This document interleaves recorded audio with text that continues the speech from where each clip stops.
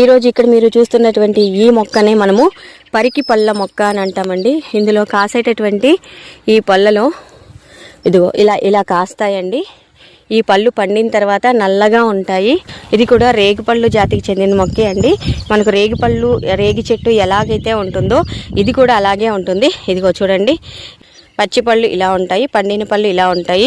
So ఈ పళ్ళుని మనము ఇంకా పండిన తర్వాత ఇంకా నల్లగా చాలా బాగుంటాయి ఫ్రెండ్స్. ఇలా అయిన పళ్ళు చాలా పుల్లగా కమ్మగా అయితే ఉంటాయి.